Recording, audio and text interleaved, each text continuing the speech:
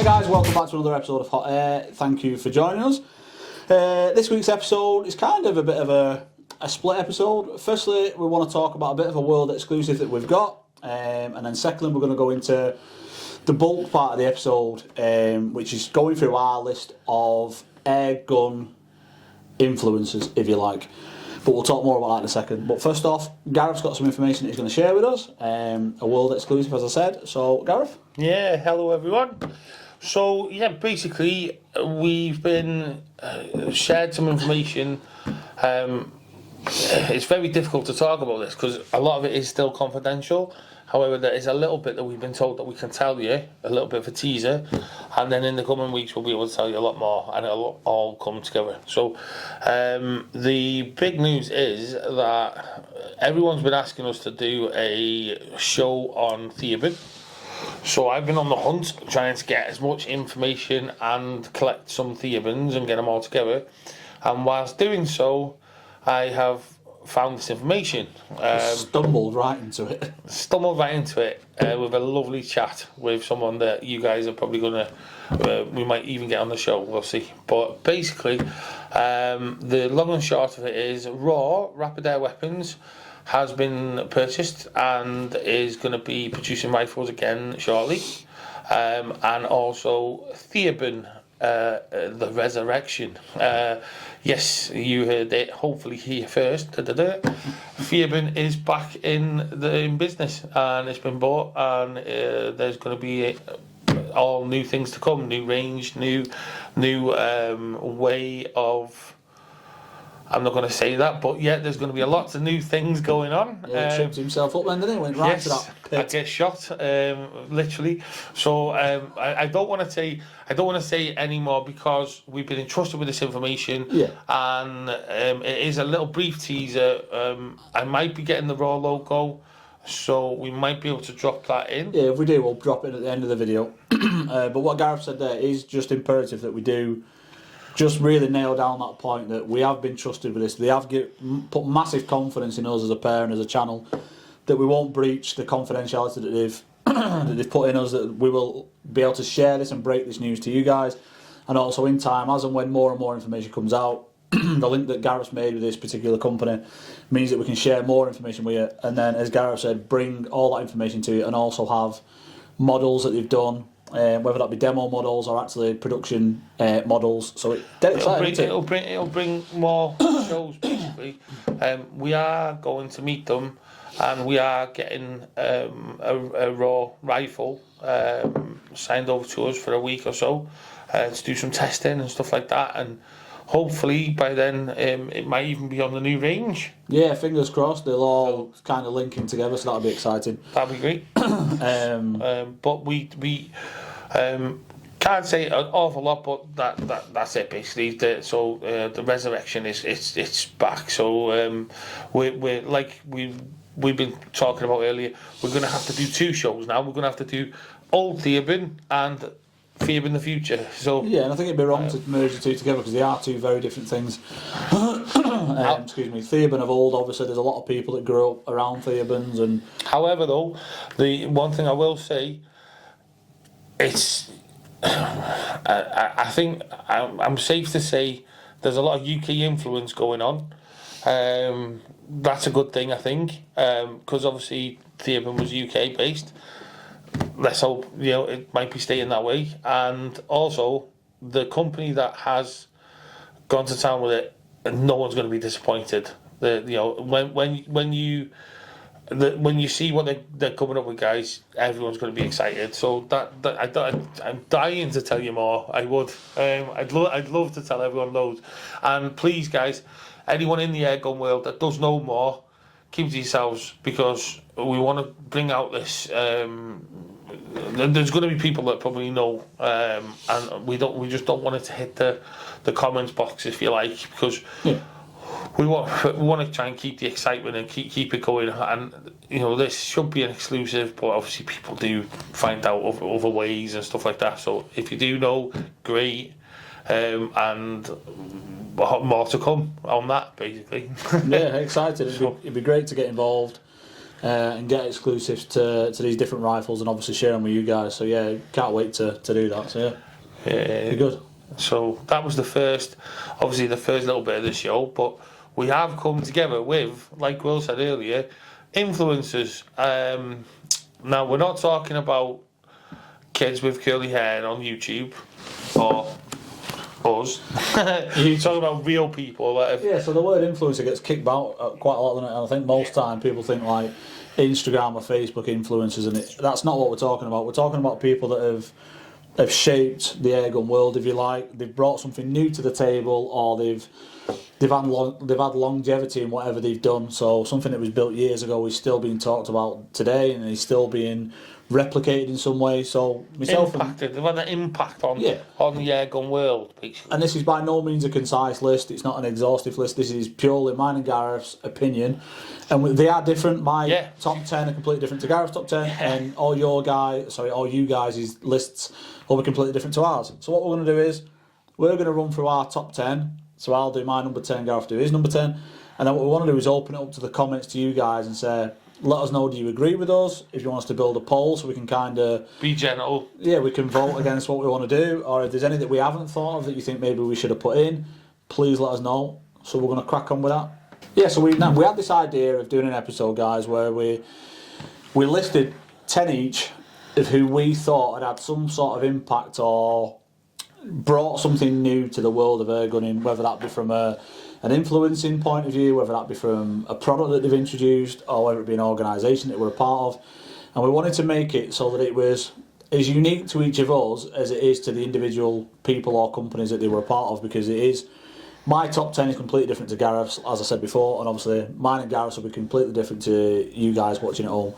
So what we'll do is I'll give you my number 10, and then Gareth do his number 9, and we'll do that, and we'll try and do that. And then at the end, like I said, we'd love to open up to you guys to give us your opinions on those lists of 10, and then, like I say, if there's any that we've missed off, please let us know in the comments, or like I say, if you want to see a poll, we'll drop a poll in and we can do something different.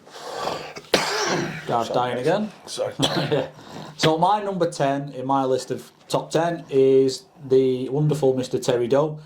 Now I, for me, think he should be in the top 10 of all time influencers, because that's exactly what he was. He was an influencer. He was in loads of competitions. He brought the UK to these competitions in the US. He was linked with stuff like the Sports Match GC2, which he won the comps with. So for me, in terms of an influence over a specific genre of shooting, i.e. air guns, I think Terry Doe was one of them people that really, really marched forward the airgun world and really put the focus on the right things with being a shooter and being a rifle owner and stuff. Definitely. Even now, he's still at it. He's still shooting. He's still got a show on YouTube. So go and search for him and have a look, because he's cracking. Yeah. I he's love dead his nice stuff. fellow, dead down to earth. Love his stuff, and I think anyone growing up in the age group me and Will have, we've looked up at him no end. Yeah. You know, Airgun magazine, reading his thoughts and information, going cover to cover. Terry, massive. Yeah, he's one on my list, but I've put him further up. Yeah. Opinion, isn't it? So Gareth's number 10, Gareth? Yeah, my number 10 is Walther. Now we as well as people, we're covering companies and stuff like that have had an impact, and a lot of people are going to say to me, Walther have had a massive impact, because you know the Walther barrels that are used in tons of rifles across the board, but not just that. We've not long learned, because we talked about doing a show about single stroke pneumatics, and we found out that I didn't know, to be honest, but Walther in particular were the first people to introduce or create a single stroke pneumatic. They did it first on a pistol in the 50s, 1956 or something like in the 60s, and then 1973 I think we read, wasn't it, that they came out with the LGR, which is probably where the LGs all come from, the LG 300s, 400s, and this was an LGR all them years ago, and that was the first single stroke pneumatic rifle recorded. So obviously you've got your Genesis, Airlogic Genesis, and Parker Hale Dragons, one I used to have, and They do a single stroke pneumatic. It was very rare. I've had one, but yeah, they do make one. We can get that for the show. Yeah. So Like I say, as a company, the amount of barrels that are used, not only on Walther guns, but used in loads of manufacturers. So, like I say, I think the stamp on the industry is massive, isn't it? huge, which is why I chose them for my number 10. Yeah. This was a difficult list, guys, and this is how they impacted us as well, in particular, because a few of these are personal to me. That other people might think, oh, they haven't had that much of an impact, but to me, they've had a big impact and influence on air gunning in my life and my world, really. So go on, give us your number 9. I'll do my 9 and then your 9. We'll go back. Yeah, that's what we're going to do, guys, okay? So my number 9 is Theoben. So I've got them higher. Don't you worry, Theoben fans, I'll look after them. So let's see how the new ones go. But yeah, my number 9 is Theoben. I mean, this list is the top of the top for people, for me, because it's so hard to create this list, isn't it? We've sat down for ages. He's been at it all day, and I've come after work and I've tried to scribble And I've it down. rewrote it probably 4 times, changing the order of what I wanted to put people in. So and then he's like hurrying me up. Come on, I want to do the show. So it's Theoben I've gone for my number 9. But I've had Rapids. I've had Massive influence, weren't they, in what they did and what they brought to They the were. table. I mean, and the fact that they changed springers in full stop overnight, changed springers. The gas ram system. I had HW90TB. A lot of people out there are going to be like, yeah, we remember them. The HE gas ram system, the HW90, fantastic. Semi-recoilless it was called. It wasn't. It gave you the kick. It did give you the kick, but it wasn't nothing like an 80 or something like that. It wasn't it was a little kick, and what an accurate gun. How many you can't say about hunting, can you? I've had a lot of them white things that run along the ground. I've had a lot of them with that. Got to be careful, don't want to get shut off YouTube. But yeah, I've had lots of them, lots of good fun with HW90TB, and the fact that you could take that gas, they made them for everything, didn't they?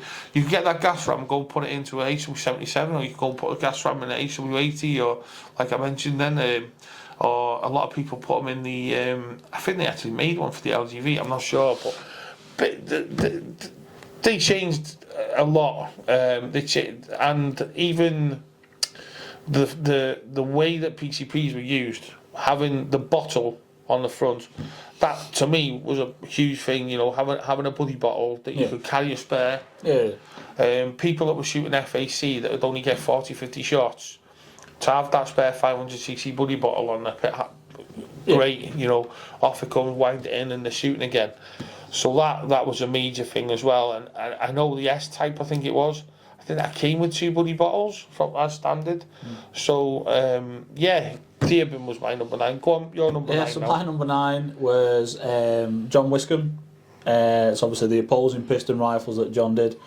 The JW60s, 57, yeah. There's a few of them. Expensive. They are expensive, but when I was saying to Gareth this before, if you ever look at an exploded diagram of the inner workings of any of the JWs, you'll be absolutely blown away. The intricacies in the parts that are inside those rifles are phenomenal. Like an engine, isn't it? Yeah, and for me, that's one that we've already spoke about, getting them on the show and doing a show on them, because they are fantastic. And for me, they definitely deserve to be in the top 10, in my opinion, because I think that what he did with his rifles and his designs are phenomenal. I think they're magic. It makes sense, doesn't it? Like, if you're trying to create something to not have a kick, 2 pistons coming together, meeting in the middle to push the air down, great. One's going to cancel the other out and push the air down, and there's not going to be any kick. It's going to just meet, and that's what he did. But thinking about it now, it seems just logical, but making it happen, crikey, Yeah, Mr. Wiscombe, I think is one that definitely deserves to be up there. And then my number 8 is the good old Ripley's. I think Ripley's again in the top 10 of all these companies, all these influencers, all these designers, customizers. These are the top 10 in my opinion. I think Ripley definitely deserves to be in the top 10. I've put them in at number 8 because the ones that I've gone sort of the top 5, there's very specific reasons for why I think they should be in the top 5. But for me, Ripley being at number 8, things like the AR5S that has won.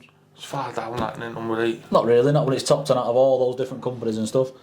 So the AR5S has won pretty much everything I can think of. It's a fantastic rifle.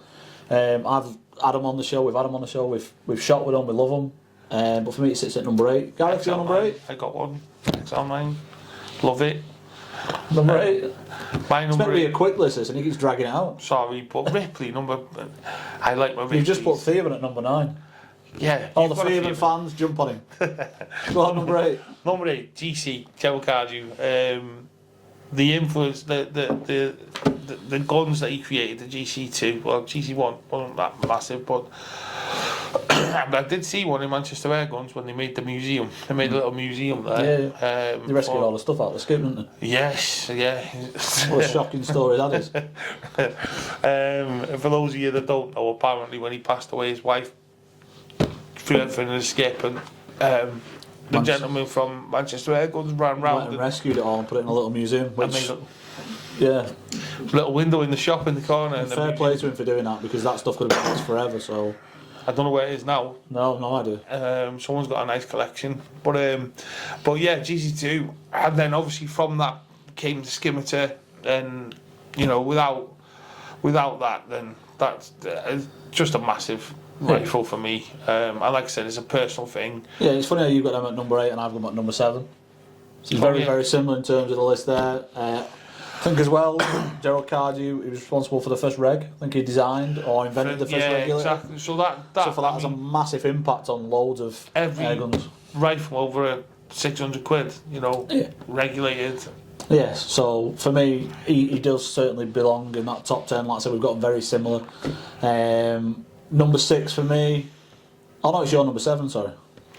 My number 7 is Terry Doe. So I'm not going to go over it again because we already have. But yeah, Terry Doe, massive influence on huge. me personally.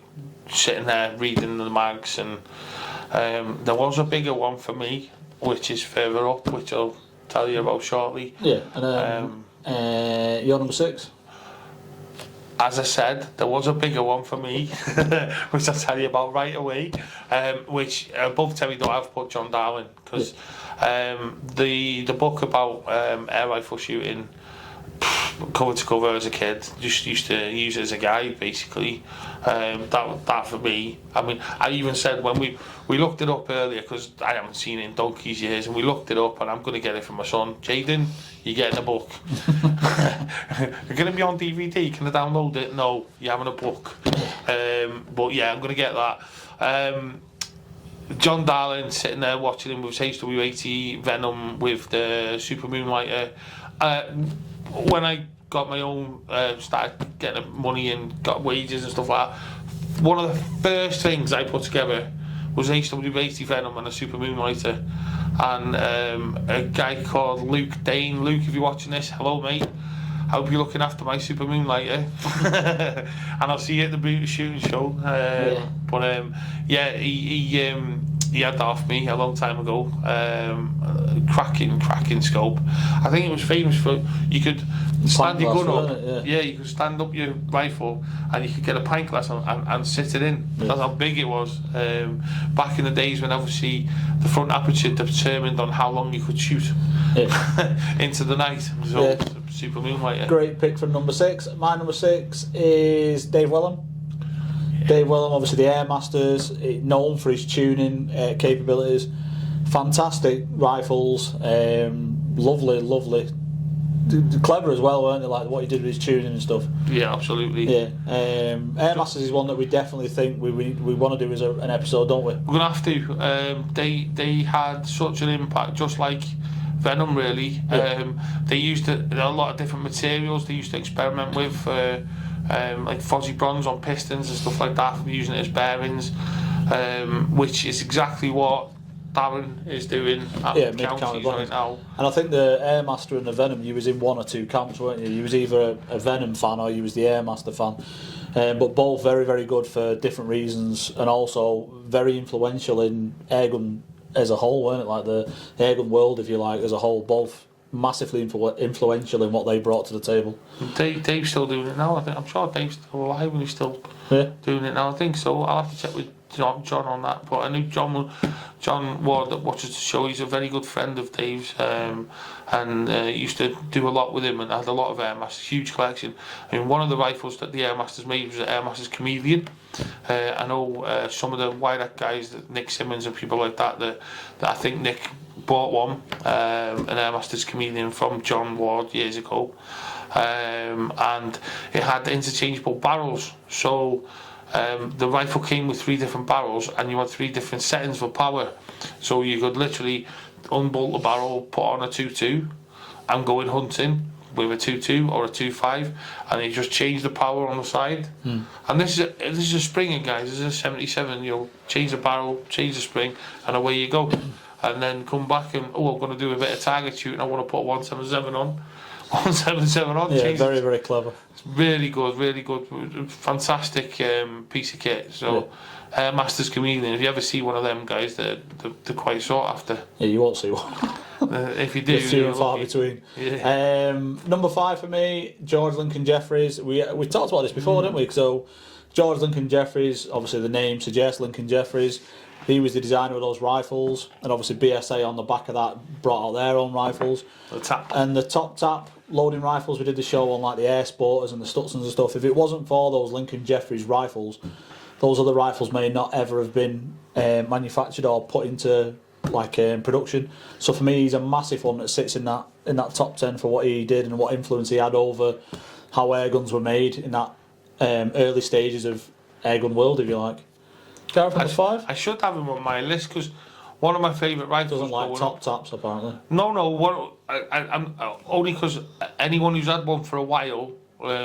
He's backtracking now. Don't let him fill you. Them black little. You know what I mean? Blisters, black blisters. Yeah. Oh, I've had a few of them with them traps. but no, one of my favourite rifles going up. One that I've said to you before, I've looked for the picture. If anyone's got a picture, I've got a copy of it. If they post it in the comments so I can print it off and be made up. It was an Eclipse with the Webley Eclipse across it. And obviously Webley Eclipse is a top welder, so I wouldn't have had that. So yeah, I should have had that, but never mind. My number 5 is Dave Wellham. Yeah, as we've just said, fantastic bloke, and obviously they're going to cross over lots of ours because we both have gone through this journey of doing homage shows to people like ISP and Venom, and so all the information that we've been gathering over time, it's going to come out now, sort of thing. This is a show showing, so we've got a bit of a crossover. So mine's Dave Wellham, obviously crossing over onto Quill. Not going to carry on with that. My number 4 is Mr. Sean Hill and ISP. Phenomenal bits of kit. Like I said, the Stutzen is probably my favourite air rifle out of all the air rifles I've seen, which is a big claim when you think of how many air rifles there are, but that for me is a phenomenal looking thing. Shoot fantastically well, superbly well built, and the fact that most of the ISP stuff is hand built, and that for me is mental. And he could have bought one. I could have bought one, should have bought one, and didn't. Left it too long thinking about it. Yeah, stupid. We know what happens. Yeah, and as we said in the ISP show, Sean was the first person to develop that side lever instead of a bolt, which was introduced then across Virax, Air Arms. There's loads of guns that now incorporate a side lever, and like I say, if it hadn't been for Sean putting that into his dad, wasn't it? Yeah. Well, ISP, innit? Ivan and Sean. Ivor and Sean, sorry. Yeah, so without those doing the side lever, that would never have happened. Yeah. Massive impact on the manufacturing of air rifles, and obviously the difference between a bolt and a side lever. So for me, Sean and ISP sits at number 4. Gareth? Oh, this was hard. This was very hard. Everyone who watches the show knows I love these rifles, and I've put them down a little bit because only because and you'll see in a bit who I've put number 1, and it'll come from this. And I've put Ripley at number 4. Now, the Ripper fans, don't be taking me off the forum. I'm still on the YouTube, on the Facebook, so don't bin him. You know you want to. Don't go blocking me. But no, seriously, the massive impact, like Will said earlier, And you are a Ripley fanboy, aren't you? You do love them, don't you? Yeah, my XL9, I love it a bit. And the fact that we got that nice Jim B stock for it. But yeah, Ripley rifles, XL9 I've got. I'd love an XL25 maybe one day, but the AR5S as well. I've had tons of AR4. Sorry guys, I do apologise. He's not sorry I'm getting at all. better. He's not one bit. AR4s, I had the first one ever made. I've had limited edition ones. I think it's just gone from strength to strength, and now the current way of Ripley at the moment, Steve's there, still doing fantastic rifles. So Yeah. I can't, get down there if you want a nice rifle. But yeah, that's my number 4. Your number 3? My number 3. I can't believe it. That's all I'm going to say. I can't believe only it. because number 2 and 1 are such massive influence for me on the whole air gun, and you'll see why. But number 3, I'm going to kick him under the table when he says this. I've said Venom. Now, guys, Ivan, I love Venom. Okay, we're coming to see you soon. I'll come Do and not see put you, any Ivan. arsenic in the tea. But no, Venom to me, massive impact on the whole airgun world. Like Will said earlier, there's not a day goes by when he doesn't get a phone call. Have you got any Venoms in? Have you got any Venoms in? Everybody still, years later, they're copying them. There's people copying them right, left and centre right now. So please be careful when you're buying Venoms. Do your checks, do your due diligence. Buy the person, like we said in the show. Do not buy, if it's dodgy, walk away, because there's copies everywhere at the moment. If it's like a brand new gun and it's meant to be 30 years old, think about it, guys. But yeah, Venoms are massive impact in the airgun world. They tuned everything. And, in that, I want to say a huge part of what they did and a huge part of their success was owed to Don as well. I think I'm going to mention Don Bloxage as part of it. Not in the way that obviously he wasn't Venom, but a lot of the very nice Venoms that go for mega money are the ones that have been highly engraved. Yeah. So with that, I've got to say Don Bloxage I've got to say about Don there. So that was your number 3? So my number 3 is Theoben. So Ben Taylor and Dave Theodore. Obviously the way in which they designed their rifles had a massive impact on other manufacturers. The style that other manufacturers copied. Obviously a lot of it you could take from the Rapids, and like I said, the gas ram systems that they did. So for me, they're definitely in the top 3 for me. And then in my second place, without this person, without what he did for PCP rifles, PCP may never have even been a thing. So my number 2 pick is Mr. Joe Wilkins. So Joe Wilkins is the father of Steve Wilkins, who obviously is the Ripley guy. But Joe did the Predators we had when we did the Ripley episode. But for me, if it wasn't for Joe and it wasn't for the work he did with pneumatics and the way in which he designed those cylinders for the rifles, none of the other PCPs may ever have happened. So for me, he's definitely in the top 2. He's the daddy of PCP, isn't Granddaddy. he? The granddaddy even, yeah. Granddaddy of PCPs, yeah. So for me, he's without a shadow of a doubt in the top 2 because what he did changed the way in which guns were manufactured, obviously the way in which they were brought forward. So can't have much more impact than that, can you? No, you can't. And like I say, that is for me a true influencer. Yeah. He's brought something that's 100% groundbreaking, and it's carried on even to this day, very much in the same sort of style as it was back then. 100%. So, yeah. Gareth, your number 2? My number 2 is ISP, John. As all the reasons we said earlier, making his dad come up with a side lever idea in wood originally, and then they tried it and they thought this is a great idea, and let's stick it on. And the Mark III or Mark IV, like we had the other week, ISP Mark IV, which is great. And even like a little interlocking button, isn't it? Like that was nice. It's so intricate, and I think we asked, does anybody else know of anybody else that does it? I don't think anybody come back and said they did. So I think it is truly an ISP thing. It's like a watch, that thing. That Yeah, it's is beautiful. like, It's incredible. yeah, that is like a top class watch, the way that goes together. And we couldn't stress on the show how nice it was to use. Yeah. It was. Do you know what, Sean? I hope you're watching now. You don't need that rifle, do you? You can just send it back. Why not? You already give it me, Sean. Thank you. But no, that was. That's why it's my number 2. I mean, yeah, phenomenal. Out of the 10, and these are 10 gods of the airgun world. Really, that's what these people are. Yeah. Not just people at companies as well. But yeah, they're massive influence. So I'm going to go on to my number 1 now, because you just done your number 2, and my number 1 is Joe Wilkins, which you put as number 2. Yeah.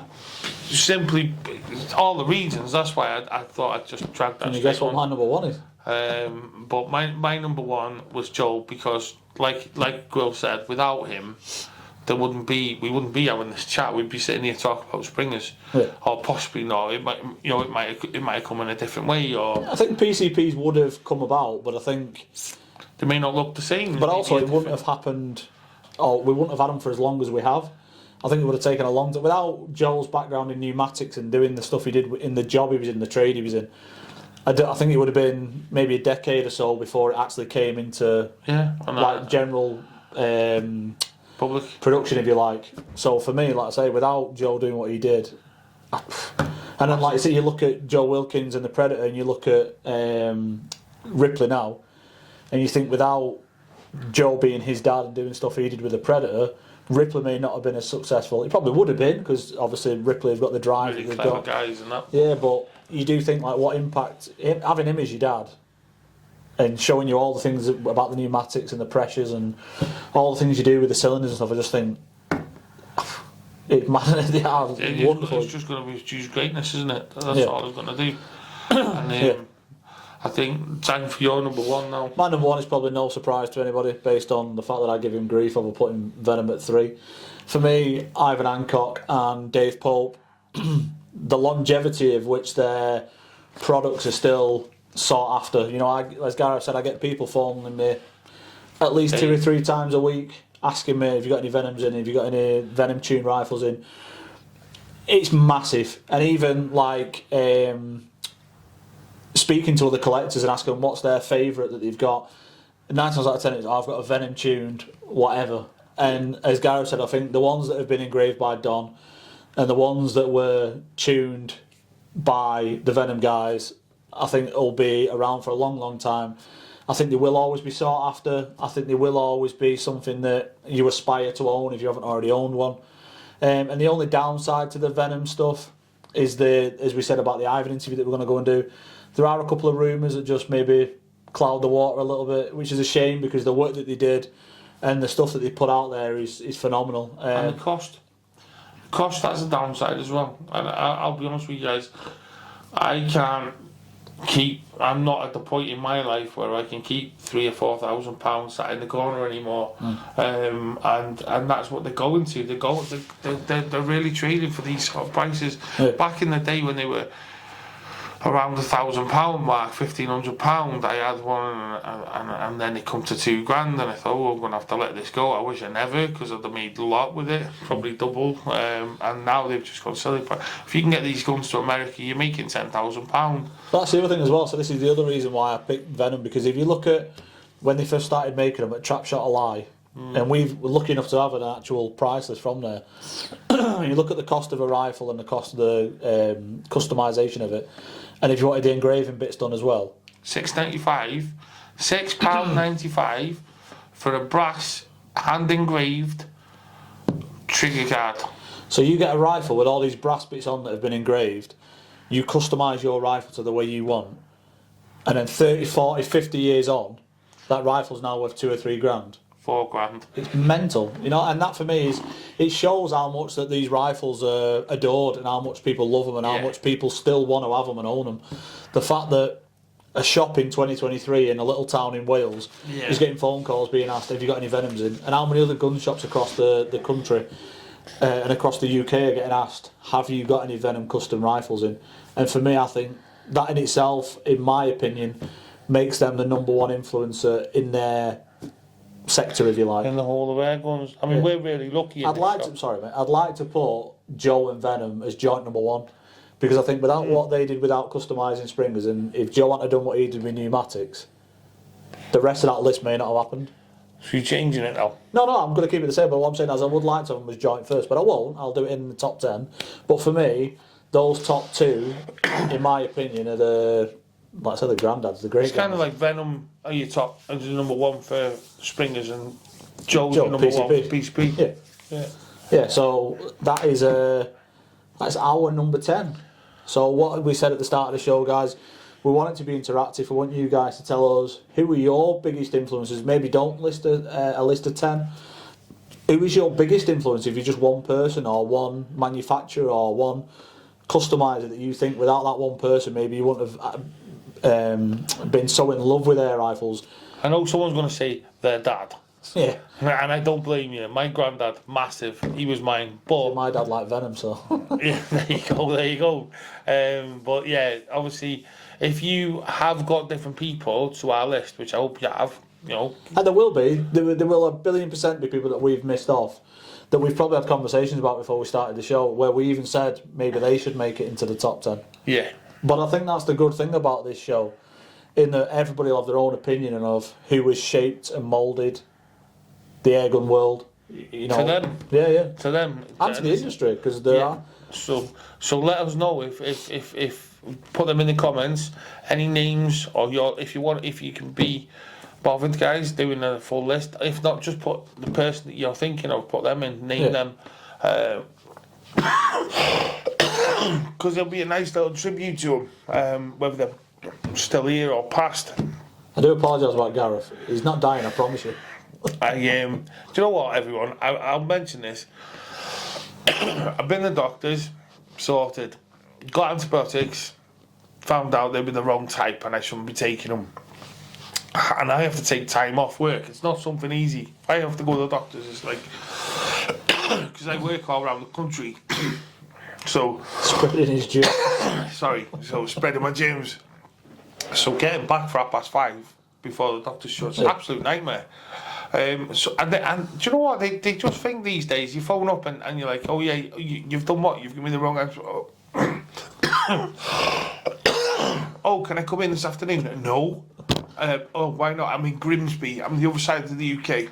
So while Gareth is just slowly dies in the corner, I'll give you a bit of a brief update about what's coming next week's episode. So we've got the Edgar Brothers XV2 RS. We've got the sneak peek at one of those. We're going to do that. We've also going back to our grid, and we're going to do the next instalment of the digital day-night scopes, which is going to be the PARD NVO88. And we are also going to hopefully have some pictures of the huts going into the range, because that's happening next week, which is fantastic. Can't wait for you guys to see that. And I'm kind of building a slideshow. I'm not going to put it in yet because it's not finished. But we've basically gone the field as it was before we started, the field as it is now. We've done the groundwork, and then hopefully at the back end of next week it'll be the field with the huts in. It's emotional video. So yeah, it's been good. It's been a labour of love, and it's gone really, really well. So I hope you guys like that and enjoy us sharing that with you. We are hoping to go to the shooting show next weekend, I think it is. Yeah, it's not this week, it's next weekend. Hopefully we're going to get to go do that, and we'll try and document as much of that as we can. So we'll do an episode on that as well. The reason we say hoping is our tickets still haven't arrived, so we might be going camping outside, begging for tickets. So so please, in the comments, guys, let us know about your influences, who's had an impact on you as airgun shooters and airgun enthusiasts. Please like, subscribe, comment as much as you want, and we will see you next week. Yeah, guys, thank you. I'll see you next week. Cheers, guys. Bye-bye. Bye.